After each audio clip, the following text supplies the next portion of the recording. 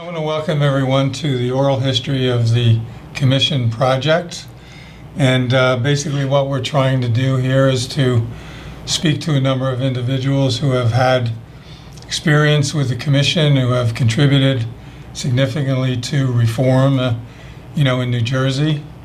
And we're very happy and privileged to have here today former Speaker of the Assembly, Joe Roberts. That's a really a boon for our project here, and we're just grateful that you were able to come in. Let me just, for a moment, talk a little bit about your political career, which started in 1977, I believe, with the Belmore, I hope I'm pronouncing that right, because that's good. Belmore Board of Education, which is in Camden County.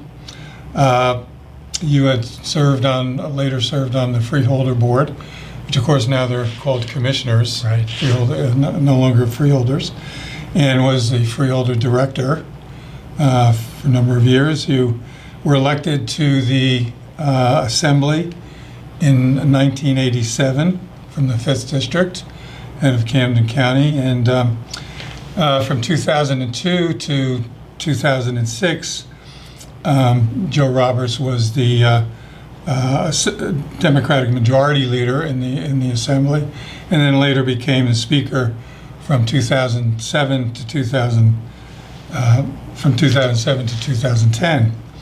And you also hold a master's degree in government administration from the University of Pennsylvania, and just a wealth of experience in government and administration of government. So we're very happy again and privileged to have you here today. Thanks, really nice to be with you. One of the things that I would like to kind of start off with, which it kind of relates to my experiences in government, having come down here.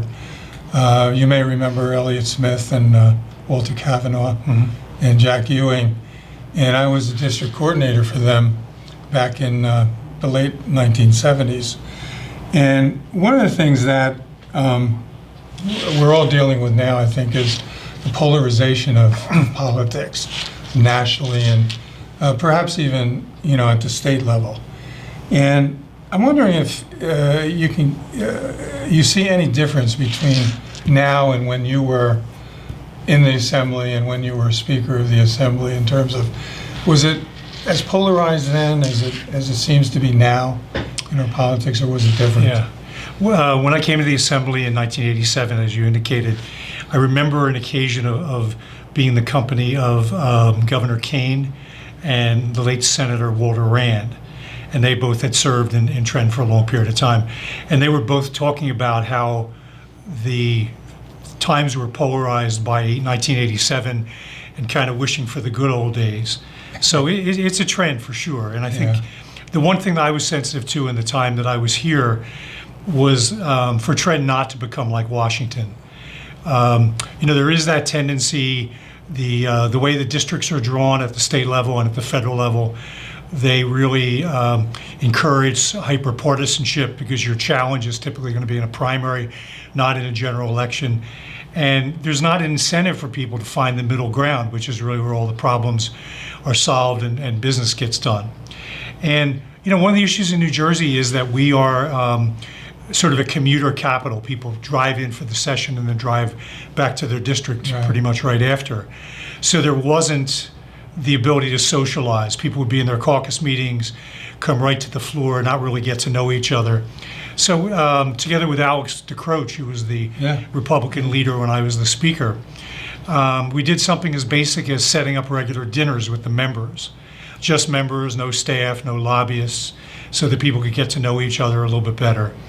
And it wasn't a panacea, but I think it helped people to find common ground and get to know each other, which was productive. No, I certainly agree with that. I mean, one of the things I do remember when I had come down here and I was working with those legislators in the Assembly, that very often after the sessions, I think it was Comini's, that both the Republicans and Democrats would go over to Comini's and commingle and have dinner and so forth. And just kind of get to know each other as, as colleagues.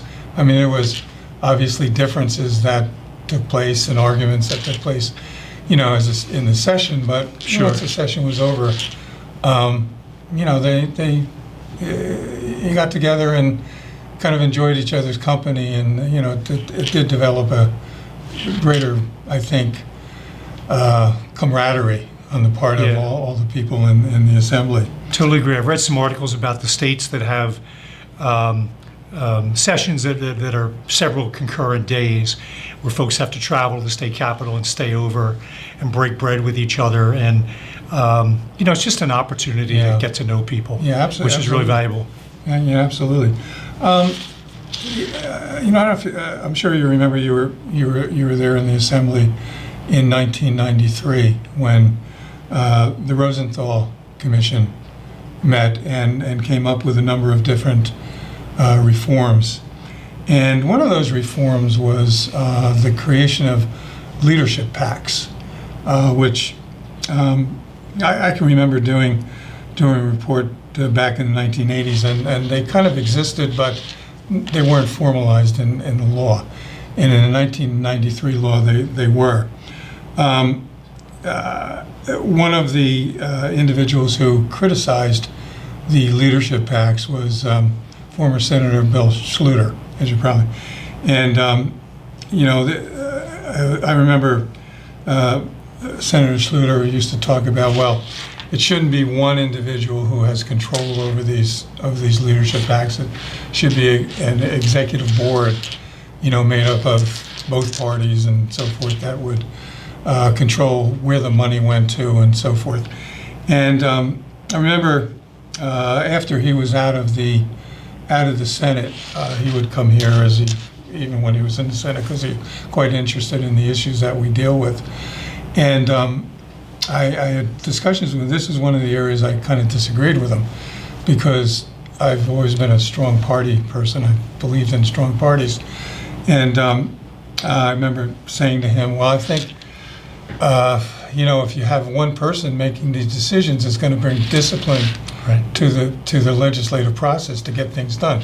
How do you feel about that? Is that? Yeah, I think I would be on your side of the issue. Bill Schluter and Alan Rosenthal, both terrific people, very, very bright, great students of New Jersey, and contributed immensely. On this, I think Alan Rosenthal got it right in the sense that should the party stand for something? And then if they should, there's an obligation, I think, to allow that agenda to be advanced. And the leadership PACs were designed, and I think they achieved the goal of creating party cohesion and party discipline, so that if the members are they need leadership in order to help fund their campaigns, which, as you know, are very expensive in New Jersey. I think they're going to be inclined to advance the agenda that the party ran on and that the party believes in, and I think that's a good thing. Frankly, it also frees the individual members, or at least in that era it did, freed the individual members up from having to go raise money themselves. They could depend upon what the party apparatus did. So again, I may be biased because I was someone in leadership for a number of years, but I thought it operated pretty effectively. And I think it achieved what Dr. Rosenthal hoped that it would. Yeah, and he was a major supporter of the legislature and the idea of the legislature, being of paramount importance within government. I remember him he wrote a number of books on that, very much, and so forth. And yeah, I very much think that it's worked pretty well with the leadership PACs, and plays well and relates so much to what we've been talking about here in terms of trying to strengthen the political parties in New Jersey. We're speaking here today again with former Speaker of the Assembly, Joe Roberts, and you certainly played a major role in 2004, where you were the Assembly Majority Leader at that time in 2004, and a package of 22 bills was enacted, with the passage of the bill in the legislature, and the governor signing the package of bills. And you were very much responsible for shepherding, this package of bills through the legislature. It was called Restoring Public Trust. It was again a package of 22 bills, and one of the maybe you could talk about what was the catalyst for, moving, that reform measure through the process. I mean, I have kind of an idea what usually is behind these things, Sure. but I'd like to. Yeah, I think New Jersey at that time, and maybe even in more recent times, had a reputation for some political corruption and maybe a lack of faith on the part of the public in terms of how government was operated. And I think there's a lot of things that drove that and drive it. We're a very fragmented state with lots of individual local governments and contracts to be awarded and decisions to be made, and that has some inefficiency and some temptations in it sometimes. So I think that was the public attitude, maybe still is. There was then and there is now still an active advocacy community that was pushing for government reform, which I was happy to embrace. And I think we looked at some of the issues that hadn't been confronted in a long time. Disclosure, pay-to-play reform, training of treasurers and things of that sort, more transparency with respect to lobbyists, and then our demonstration project on clean elections as well, and thought that this was a way to tackle it. I think to get the public engaged in anything, it has to be a significant package, and I think that was what we tried to do. I think with some success. Yeah, I mean, it seems to me you hit upon something, and that is the corruption aspect. It seems to me, having, observed, this area over the years, that normally reform comes about when there's been some kind of hate to say it, scandal Right. of some type, and that's kind of usually unfortunately, been the pattern through the years, but. I always kind of kid around. We need a good scandal to, bring about campaign finance reform. It's something that people pay attention to. Right, exactly. For sure. And that's kind of unfortunate, but Yeah. it kind of the way it is. One of the I'm going to talk a number of the things about that package, but one of the things you did, particularly for the commission, was to appropriate $2 million at that time, and very often that doesn't happen when I've noticed over the years that there'll be a bill put in that is going to add some responsibilities to the commission, but there'll be no appropriation to enable us to to administer the new program or whatever. But you did that, and that actually brought up our budget for the first time to over $5 million. Which really enabled us to not only carry out the new responsibilities under that package, but also to continue to be one of the better agencies of its kind, in the nation. Unfortunately, over the course of it's taken 15 years to get back to that over $5 million, which in the fiscal year 22 we've, our budget's going to be over $5 million, but of course the state went through some tough times. And like other agencies were cut during that period. But that was very helpful to us, that $2 million. And, to this day, I appreciate what you did, for us at that time. You mentioned the fair and clean elections program. And I understand in doing that, you traveled a little bit around to learn about some of the other programs throughout the country. Oh, we did. Arizona and Maine were the two states that had some experience with it, and we spent a little bit of time in Maine because that was obviously closer. To find out what their experience was. And I think we knew it academically, but no substitute for talking with the people. We met with some of the people in leadership in the state, some candidates who had been recruited through that process, and it was fascinating. I think it pointed us toward an idea that was worth trying in New Jersey, because it freed the candidates from the need to go out and raise big ticket donations. It allowed perhaps non-traditional candidates who didn't have access to supporters who could be benefactors to go out and with $10 and $20 and $50 contributions be able to fund their campaign. And again, non-traditional candidates, not necessarily people who were professionals who were drawn to that, but people who were active in their community and couldn't break that barrier of coming up with the dollars that they needed for their campaigns. And I think particularly the candidates we talked to said that it freed them up from that pressure. There's a linkage, obviously, that goes with raising money and then making public policy decisions, and it broke that. And it also, freed them up from spending the time on it, which is a big issue, was a big issue then, and it's more so now. Yeah, I mean, you really had to use your political skills to navigate that through the process, because I guess it was a two-part program. Yeah, we had the pilot program in Right. 2005, which I think what considered two districts. Right. Was it two districts? I Yes. believe. And then we did that, and then there was three districts in 2007. Correct. And to get that through the second time must have been tough going. Yeah, it was a challenge. I think that among the people who helped with that at the time, now Senator Linda Greenstein, an Assemblywoman at the time, Right. Assemblyman Bill Baroni, Assemblyman, now the Majority Leader Lou Greenwald, and a whole host of others as well. And there's an inclination on the part of people who are in office not to make it as easy as it can be for people to challenge them. I think that's kind of a truism, and I get it. But I think everybody, also understands the challenge that comes with having to raise the money and spend the time doing it, and they were prepared to give it a try.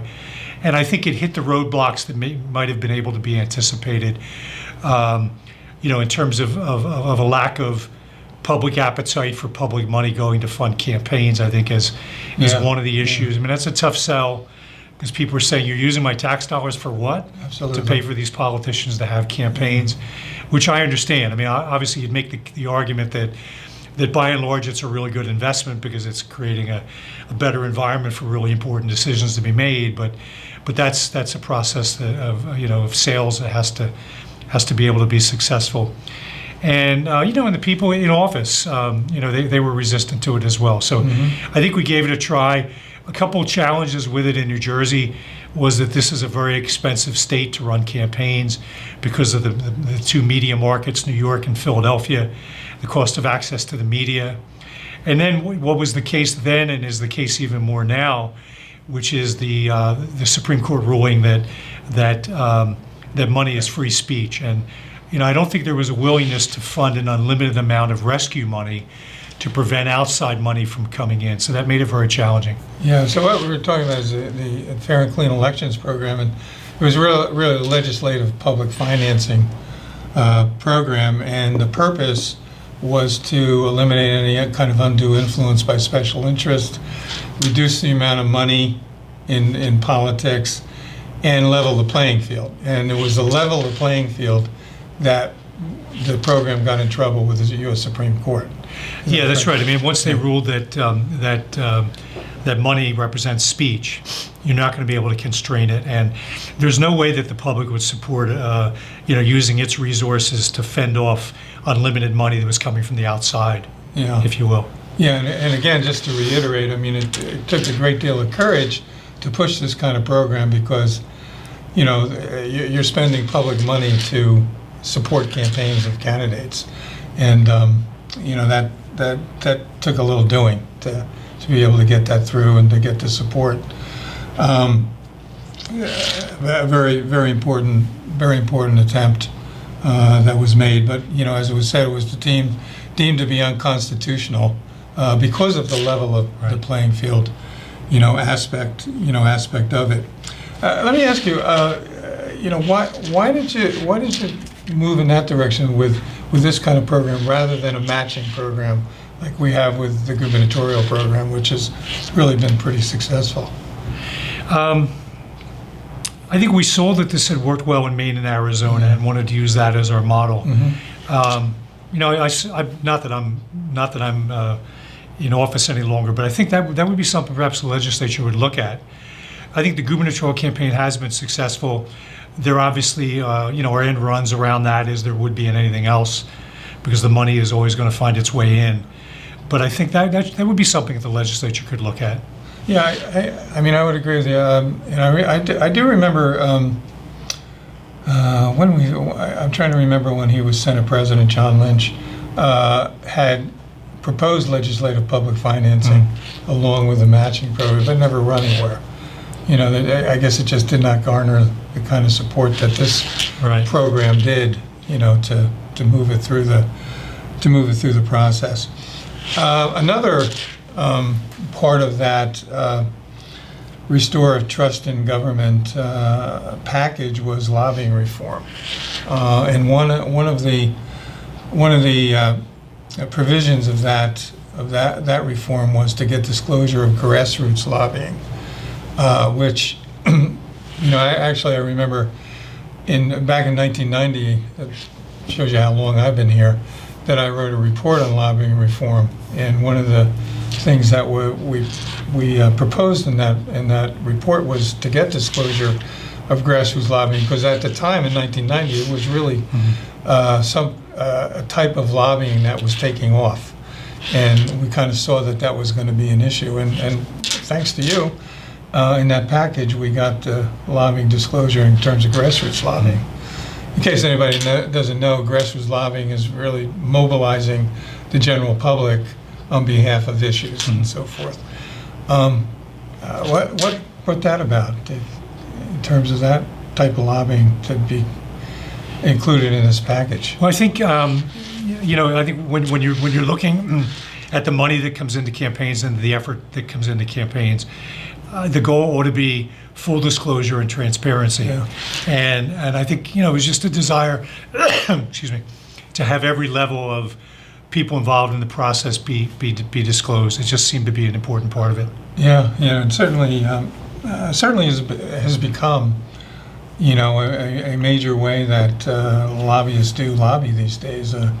Lobbying has become so much more sophisticated. It's no longer just the buttonholing somebody in the halls of the state house, but now it's spending money to advertise and to try to mobilize the public in that way. It's much more sophisticated, and it's much more, in some ways it's more effective as well when you're mobilizing voters, and and it has to be done in a way that's that is transparent. Yeah, no, I mean, you make a very good point. I mean, if you can mobilize people on behalf of something, it's going to be much more effective. We've noticed that a lot of our lobbying firms now are, they have researchers, they have people who do polls, they have lawyers are more into the lobbying game now, because one of the things that one of the ways of accomplishing public policy is to actually pursue a lawsuit. So there's all different ways of trying to influence the process these days, and a lot more money. I mean, we found that more than $90 million is spent in New Jersey last year, just on lobbying alone. It's a growing amount, I'm sure. Oh yeah, it really is. Another major part of that package was pay-to-play reform. And, of course, pay-to-play is, getting disclosure of contracts and the amount of contracts that are given out by public entities, how much in the way of contributions are made by contractors, and, trying to basically connect the dots between a contract and contributions. Very important reform. And again, how did that come about? Well, again, I think it's again that this commitment to transparency. Yeah. As you indicated earlier, I was in politics for a long time. Yeah. Met lots and lots of officials at every level, and the overwhelming majority of them are really honest, dedicated, hardworking people, being paid very little and caring a great deal, and making decisions for the right reasons. But I think there has to be an assurance that the decisions about who gets a contract or who gets an opportunity are made for the right reasons, and then the ability to show that, as you said, connecting the dots, to show the average voter that if someone is hired in a municipality, that they're not going to be swayed by, someone who wrote a campaign check. And I think it's really important that that be the case. Yeah, very, very, very important reform. And one of the things that happened, with the pay-to-play, of course, was Governor Corzine issued a lot of executive orders which changed, and you also have local ordinances that are different than the state, and also the fair and open provision in the pay-to-play law, which allows for if a local municipality or a county goes out on bid, that they're not subject to the law. Right.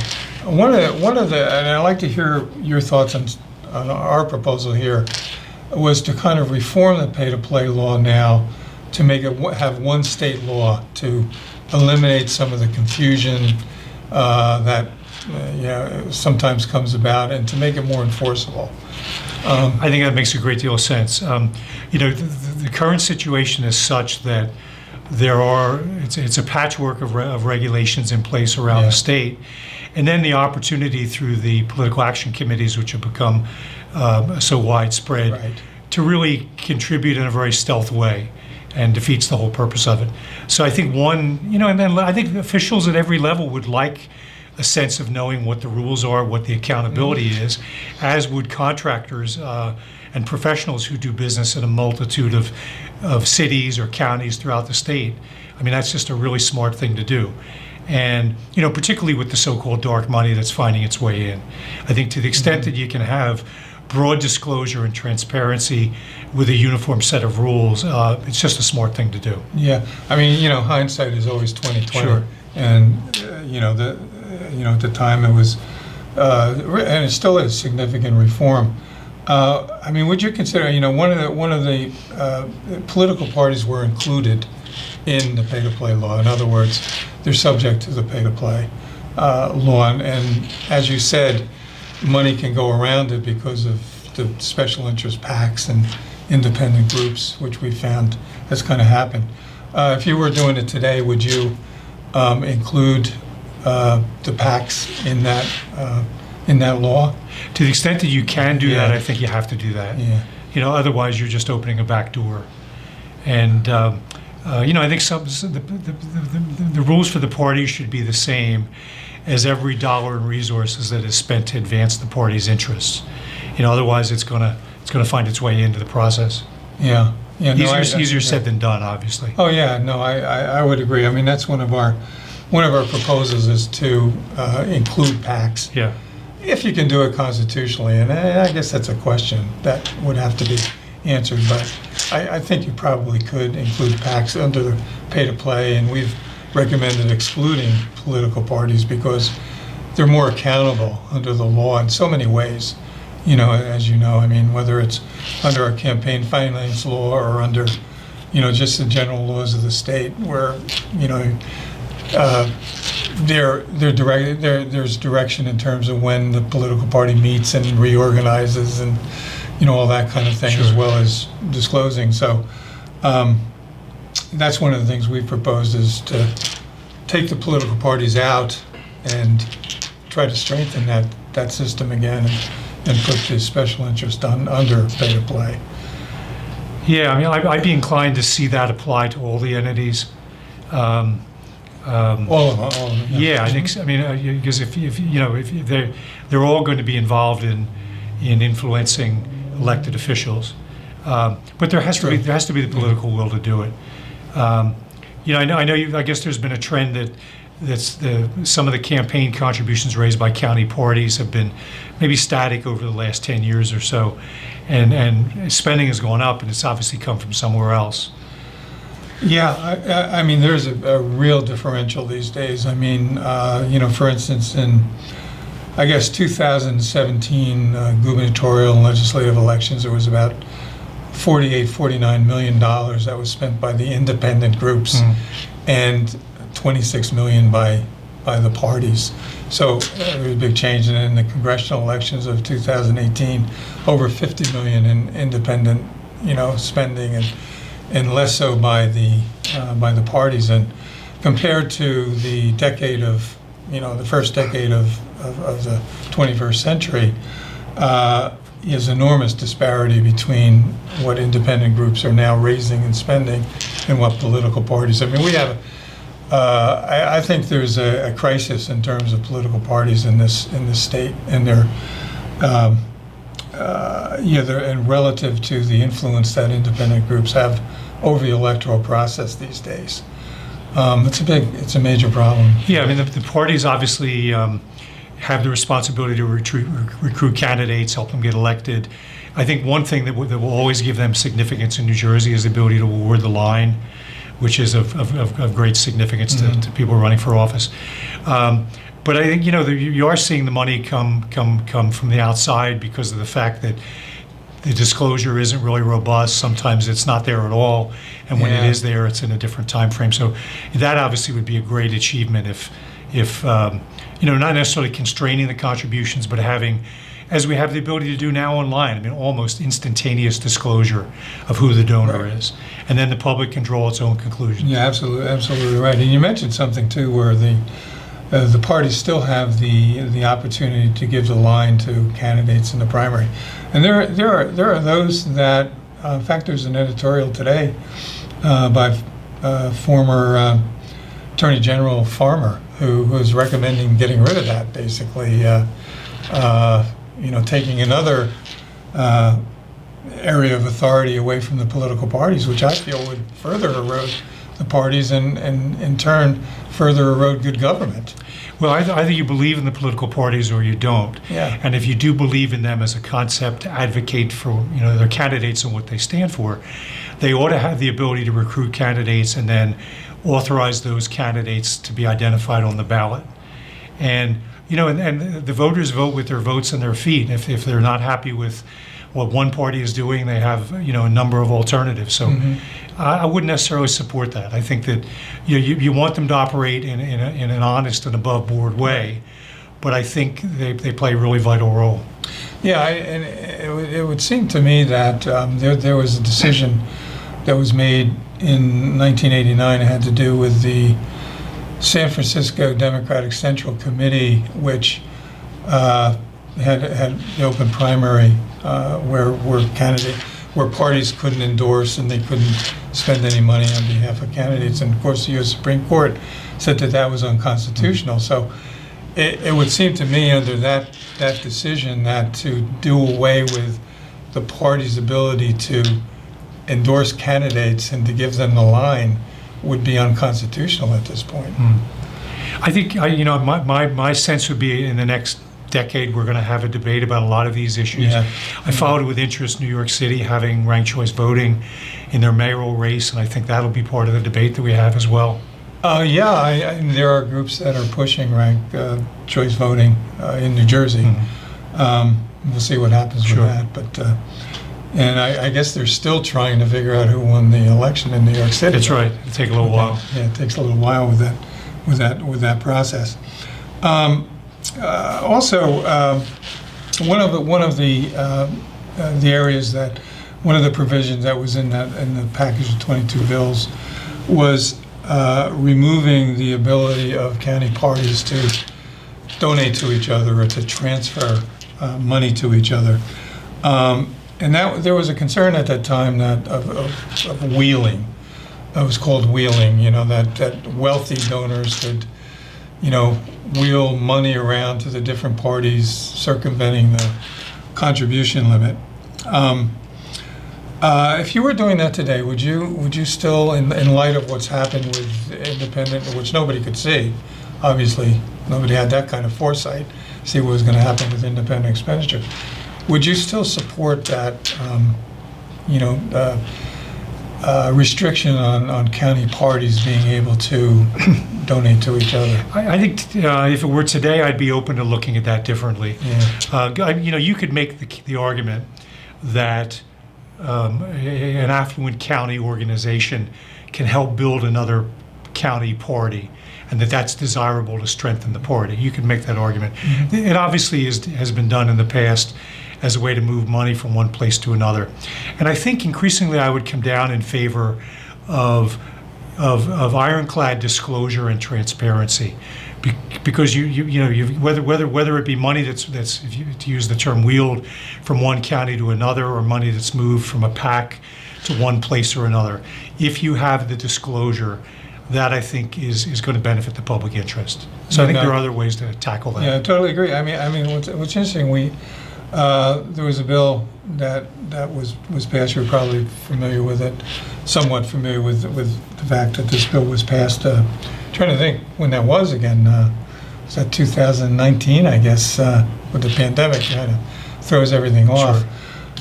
But the bill would have required independent groups to disclose their contributions and their expenditures, and in both in electioneering activity, meaning spending in terms of elections, but also in terms of issue advocacy. And it was the issue advocacy part that pretty much was undermined the bill, and was ultimately found to be unconstitutional.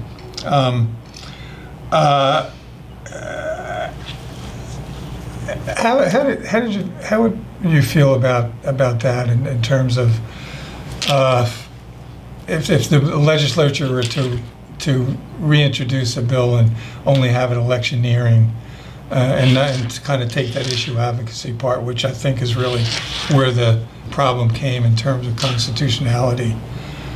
Yeah, I'd have to look into it more. I think that would be a step in the right direction for sure. Yeah, I think hopefully the legislature will, kind of take that up, again, and just kind of gear it toward electioneering activity, because certainly spending by independent groups is, in my mind, a major issue today. It's not necessarily political parties, but one of the things I meant to say with regard to that legislation, there are many groups that still came. One of the provisions in that bill was to eliminate or to allow county parties to give to county parties, and there's a lot of opposition to that still. By the League of Women Voters and other good government groups still oppose that. Even though I had maintained and actually wrote a column that that's no longer the problem in New Jersey. The problem is independent groups. Yeah, there's much bigger problems than that. And times do change, but Sure. This issue with political parties, this concern about political parties, goes back to the colonial days. Washington warned against it in his farewell address to the nation when he left office, and ever since that time, political parties have been, even though they're so important to good government, I think they've been, people have been cynical and skeptical about parties, and we can't get over that. Yeah, I think that's tied to the cynicism about government generally in some places. But I think I share the view that you stated earlier, that they need to be strengthened. I mean, I think in the best sense, they play a really vital role, recruiting candidates, advocating an agenda. With a highly fragmented system of everybody with individual views, it's going to be very, very difficult to build anything and get anything done. And the parties are, even with all their faults, a streamlined way to achieve that. I think. Absolutely. I mean, it helps to bring about compromise between the two parties. Yeah, and that I think was what Rosenthal was talking about with respect to the legislature. Yeah, right. Yeah, exactly. Yeah, very, very, very, very important. Do you have any thoughts overall in terms of any more reforms that we can do? Anything that we can bring about in New Jersey that will make things even better? Oh, I think we've touched on them today, and I think it's difficult to achieve a lot of things that would seem to be common sense, given the way the court has constrained the ability to limit spending. And I think therefore we need to advance to the area of just full disclosure and transparency. What ELEC has done here, I think, is extraordinary in New Jersey. And I'm happy that the funding is at least back to where it was at Right. one point. Because it's difficult being a creature of the state budget. Those are the folks to some extent that you're regulating. But I think we have a reputation for having really intense campaigns, but honest campaigns in New Jersey for the most part. Yeah, we're speaking here today with a former Speaker of the Assembly, Joe Roberts, and it's certainly a pleasure again to have you here and to listen, to somebody who has so much expertise and so much experience, in government in New Jersey, and that's certainly what we're trying to do with this project that we're pursuing. I think New Jersey needs to have some history lessons, and that's what we're trying to do with the commission is to provide some history in terms of campaign finance and lobbying regulation and pay to play and all the things and all the players like yourself who have participated and contributed to the commission.